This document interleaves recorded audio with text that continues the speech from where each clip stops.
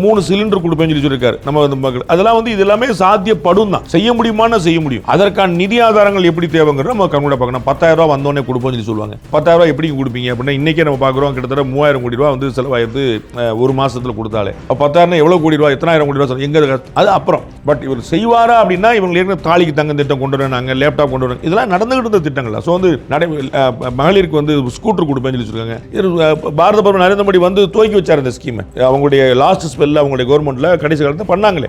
So சாத்தியமான சாத்தியம் தான். நிறைய விஷயங்கள் ஏற்கனவே இருக்கிறது. நீங்க வந்து பாத்தீங்கன்னா சில விஷயங்கள் நடைமுறையில் சாத்தியம் இல்லாது, சில விஷயங்கள் வந்து ரொம்ப அத்தியாவசியமானது. இப்போ வந்து கரும்பு உட்பட விளைபொருட்களுக்கான ஆதார விலையை கூட்டுங்கிறது ரொம்ப தேவை. அது எதிர்பார்த்து திமுக செய்யல அப்படின்னு பாஜக 2 மடங்கா வரைக்கும் கொண்டு போய் நிப்பாட்டிருச்சு. MS சுவாமிநாதன் அறிக்கையை ஏற்று வந்து அவங்க மத்திய அரசு செஞ்சிருக்கு. அப்போ மாநில அரசும் தனியாக செய்யணும்.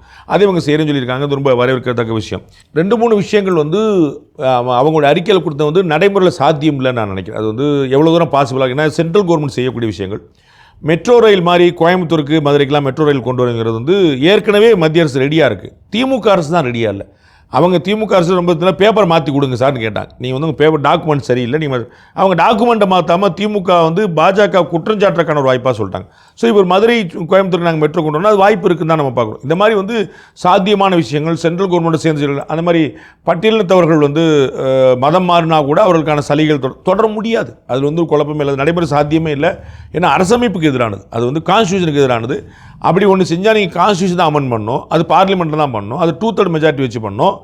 அப்படி பண்ணாலும் சுப்ரீம் கோர்ட் ஏற்காது. ரொம்ப ரீசெண்டாக வந்து நேற்று நம்ம பேசிக்கிட்டு 20 வருஷம் முன்னாடி சுப்ரீம் கோர்ட் ஒரு ஆர்டர் கொடுத்துச்சு, அது செல்லாது அப்படின்னு சொல்லிச்சு. ஸோ மதம் மாறியவர்களுக்கு பட்டியலினத்திற்கான உரிமை கிடையாதுங்கிறது கான்கிரீட். ஆனால் அதை நாங்கள் செய்வோம்னு கொடுத்துருக்காங்க. இந்த மாதிரி நடைமுறை சாத்தியமில்லாத சில விஷயங்கள், சாத்தியப்படக்கூடிய பல விஷயங்கள், தேவையான சில விஷயம் எல்லாமே சேர்ந்து ஒரு மிக்சராக தான் நான் பார்க்குறேன். நீங்கள் ஏதாவது ஸ்பெசிஃபிக்காக கேட்டால் நான் சொல்ல தயாராக.